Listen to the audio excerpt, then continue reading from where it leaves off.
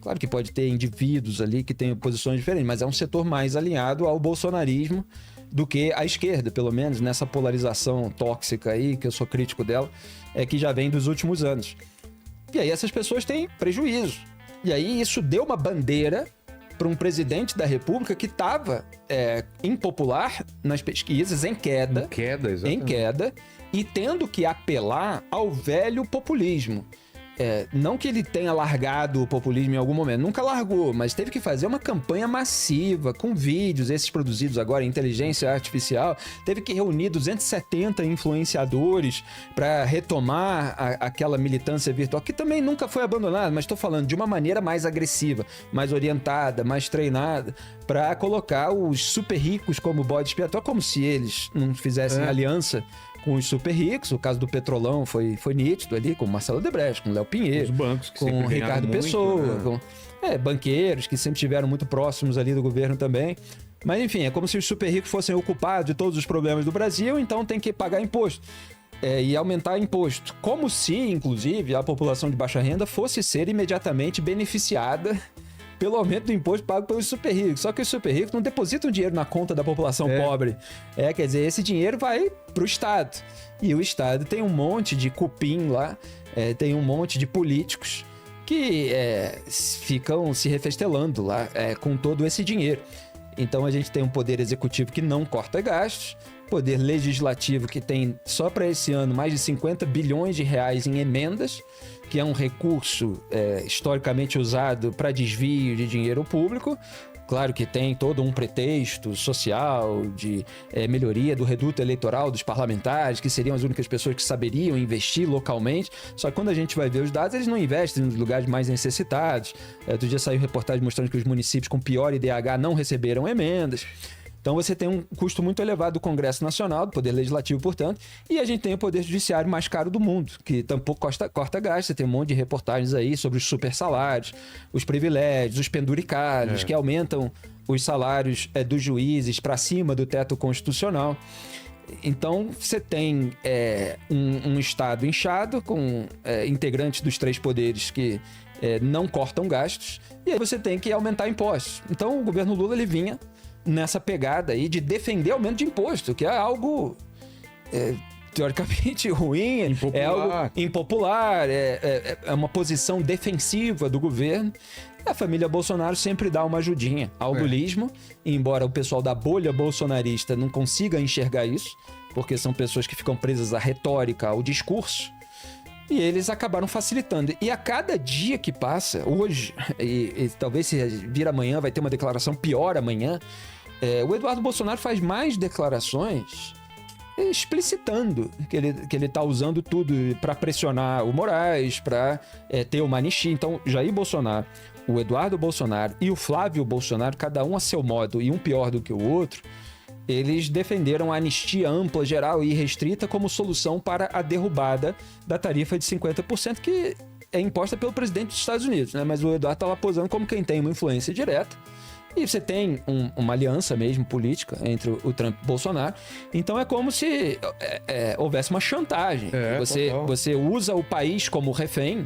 E olha, se não anistiar, se não melar todo esse processo, não é que o processo não tenha vícios. A gente aponta antes da família Bolsonaro a escalada autoritária do Supremo Tribunal Federal. Até compartilhei vídeo meu no X de 2019 apontando a escalada, e a família Bolsonaro, como eu sempre digo, sabotou a CPI da Lava Toga naquele momento, porque precisava de votos e decisões favoráveis do Dias Toffoli, do Gilmar Mendes, quando o Flávio estava investigado por peculato. Então, assim, só para fazer um resumo geral, para a gente ter uma base, o Lula teve uma melhorinha nesses dias porque ele pôde posar de defensor do povo, de defensor da soberania, de patriota, enquanto tá lá torrando ele já tá vestindo camisa da seleção brasileira ou não? Tá, casaquinho hoje, né? Teve divulgação de vídeo dele pegando jabuticaba, aí com casaco de Brasil, então tá lá fantasiado de patriota. A gente tem fantasiados de patriotas dos dois lados. É verdade.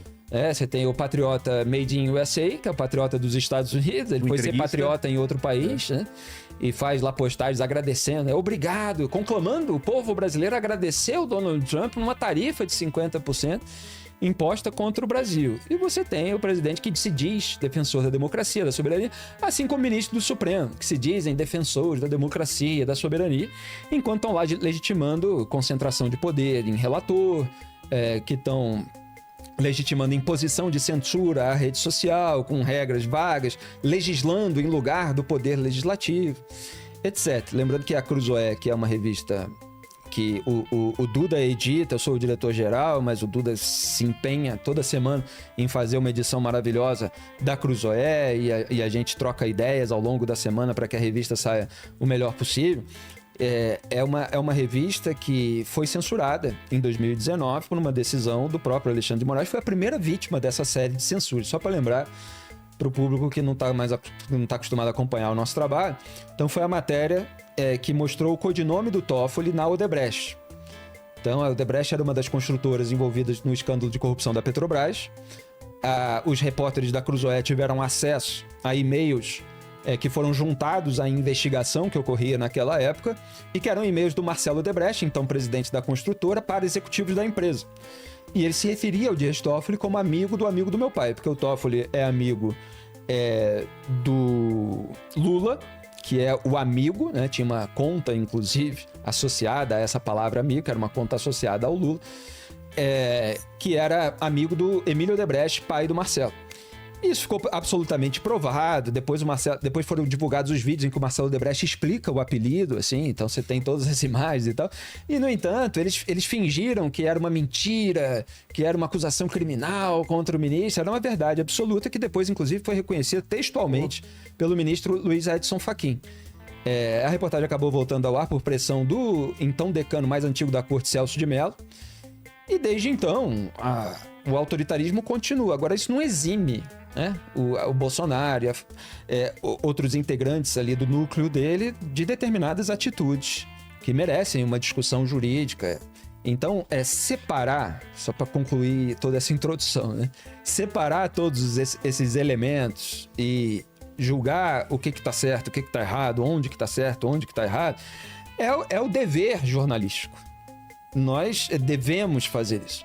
Agora, a gente vive num país de polarização de bolhas em que as pessoas cobram dos jornalistas que sejam ativistas. Então é que você defenda o nós contra eles. A isenção virou xingamento, né? Virou xingamento. O bolsonarismo, ele fez isso, né? De tratar a isenção com um valor negativo. Então a independência, que é algo que foi buscado historicamente por todos os grandes intelectuais que têm obras perenes, que a gente acompanha, que a gente lê, ela hoje é achincalhada. Porque, na verdade, os sabujos de políticos, eles se consideram a verdadeira força independente. Quer dizer, quanto mais adesista, mais independente o sujeito se considera. Quando você vai ver historicamente, inclusive os pais do pensamento que essas pessoas dizem representar, por exemplo, o Edmund Burke, que é o pai do pensamento conservador, o Adam Smith, que é o pai do liberalismo econômico, fora filósofos, Aristóteles. Você tem um monte de grandes intelectuais na história, Michel de Montaigne, autor dos Ensaios, que é um livro que eu recomendo para todo mundo, principalmente na juventude. Todos eram independentes, seriam chamados isentões. O Edmund Burke, eu escrevi até um artigo, na época eu era colunista do Estadão, que ele chegou a ser chamado de traidor dentro do próprio partido, porque ele se recusou a aderir a turminha ali do partido e trair os princípios. Então ele era um cara que defendia que você fosse fiel a determinados princípios para todas as situações e para todos os personagens. E eles querem sempre, os ativistas e políticos, que a gente traia os princípios para defender o grupo deles, a patota deles. Vilela, agora, em relação ao Lulômetro, acho que tem um ponto interessante, é uma parceria nossa com a Real Time Big Data. Exatamente. E vai ser diário, né?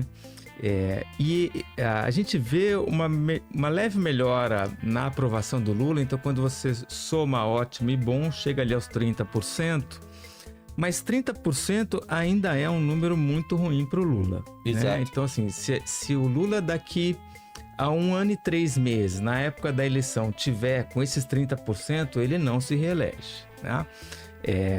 A Dilma, quando conseguiu a reeleição, tinha 36%. Fernando Henrique, acho que era 43%, e o Lula, quando consegue a reeleição, 47%. Então, 30% somando ótimo e bom, um governador também, se for tentar a reeleição com 30% de ótimo e bom, não consegue. A aposta do Lula, o Lula achou uma oportunidade nessa história, nessa briga com o Trump, de se tentar ali melhorar a aprovação dele. E a aposta dele é esse efeito rally around the flag, que é essa ideia de imaginar que a população está se sentindo ameaçada por uma força externa, e aí o efeito rally around the flag é tipo você se empacota ali, né, na bandeira, você se junta em volta da bandeira, com um sentimento mais nacionalista, e você apoia aquele que é o cara que vai te defender, vai te proteger, que é o presidente. Então, isso aconteceu 11 de setembro nos Estados Unidos, né, ali com o George Bush, aconteceu na época da Covid com vários presidentes de estado, e o Lula está achando que vai ter esse benefício. O problema do Rally Around the Flag agora é que a eleição está daqui a 1 ano e 3 meses. E esse efeito, ele é temporário, né? Assim, ele vai durar, tem estudos até sobre isso, que é de 2 a 6 meses. Então, assim, o Lula pode tentar surfar nessa onda agora para buscar a reeleição, que ele sempre quis essa reeleição, só que o problema é que essa onda, daqui a 6 meses, vai passar. E aí, vai ter que inventar outra coisa. Exatamente, é difícil, ele teve uma leve melhora, mas é difícil de sustentar isso, e a gente ainda está longe da eleição, né? Tem muita água para correr debaixo da ponte, e o Brasil é uma fábrica de escândalo. Mas só registrar aqui que a gente acabou interrompendo para se preocupar em mostrar aqui o Lulômetro, que é uma parceria do portal Antagonista com a Real Time Big Data, e a gente está muito feliz com essa parceria. É uma ferramenta dentro de um projeto ainda maior, que é o Oráculo, que é uma plataforma exclusiva premium ali para líderes, para gestores, que vai ter um levantamento de dados mais completo sobre personagens, episódios, temas de interesse público e corporativo, e aí precisa assinar, mas o Lulômetro é aberto ao público. Eu queria falar também um pouco, Duda e Felipe, teve aquela entrevista do Lula, né, para Globo, né, em colocar em questão essa interferência do Trump aqui no Brasil, e aí colocaram também da interferência dele, em comparação com a interferência dele lá na Argentina, e ficou aquele clima. Também tiveram outras questões que ele foi obrigado a responder. Vocês acham que são dois pesos, dois pesos, duas medidas? Ou... Sim! Né? O que vocês acham disso?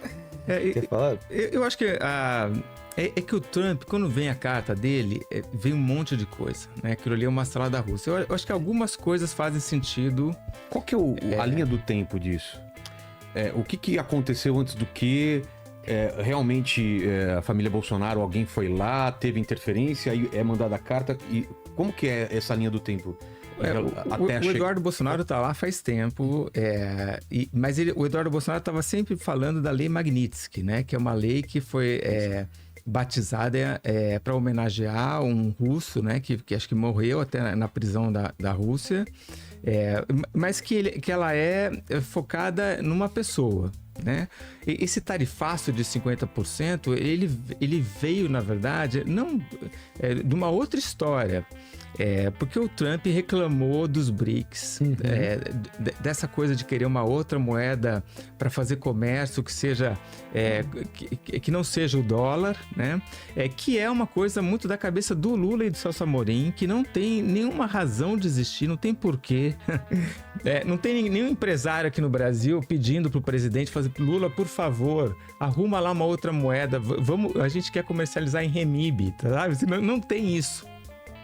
Isso é a cabeça do Lula, o anti-americanismo dele e do Celso Amorim, que acham que a gente tem que criar, comercializar com outros países sem usar o dólar. Ele propôs isso em 2023, no encontro dos BRICS de Joanesburgo, e isso foi declarado em 2024 por um dos representantes russos, não me lembro se foi o ministro das Relações Exteriores, mas ele próprio entregou o Lula, falou: olha, essa é uma ideia que veio do Lula e tal, no encontro do ano passado, isso em 2024. Então, foi em agosto ali de 2023. Então, Só confirmando o que o Duda está falando. Você perguntou da linha do tempo, quer dizer, o Trump, então, ia fazer uma retaliação a isso daí, ao BRICS e essa busca de uma nova moeda.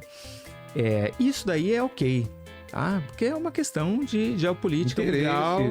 E ele pode inventar ali alguma maneira de pressionar esses países, né? Já que ele achou que os Estados Unidos iam ser prejudicados nessa história do BRICS, ok. Né? Só que junto na carta do Trump vem essa história toda do julgamento do Jair Bolsonaro, né? E a gente não sabe direito depois Estranho, né? Colocar isso no mesmo balaio. Vem um monte de coisa. E aí, realmente, o Trump está se metendo em questões de política interna brasileira, né? É um julgamento de um tribunal que é independente. Ok, podemos falar. Todos os problemas do STF, aqui tem um monte deles, tá? A dobradinha, PT, STF... mas não é o Lula que vai bater ali e falar assim, gente, o Trump está me pressionando, muda aí o julgamento do Bolsonaro. Quer dizer, isso daí não acontece no Brasil. Então, aí eu acho que o Trump avançou demais e o Lula deveria fazer alguma resposta, mas calculando a resposta para não ter algum impacto econômico. E quando o Lula vai lá e visita a Cristina na Argentina, ele falou, não, eu só vim visitar aqui, só vim dar um oi. Mas ele pega uma plaquinha Cristina Libre, né? Exato. Aí ele tá criticando... Ele como chefe de Estado de um país. E aí ele tá criticando uma decisão do Tribunal Supremo lá da Argentina, né? Então, assim, o Lula não pode reclamar do Trump porque na Argentina ele fez a mesma coisa. Exatamente. Ele foi visitar a Cristina Kirchner, ex-presidente da Argentina, que é aliada histórica dele. Ela está em prisão domiciliar, condenada por corrupção a anos de prisão. E ele exibiu esse cartaz. Agora, o Lula, ele sempre foi hipócrita, e a gente aponta isso no programa há muitos anos. Quando ele é questionado sobre qualquer elemento negativo de regimes aliados dele, e geralmente são regimes autoritários, Irã, dos Venezuela, quais ditadura, o que ele alega? É o que eu chamei uma vez no título de um artigo de ideologia da conveniência.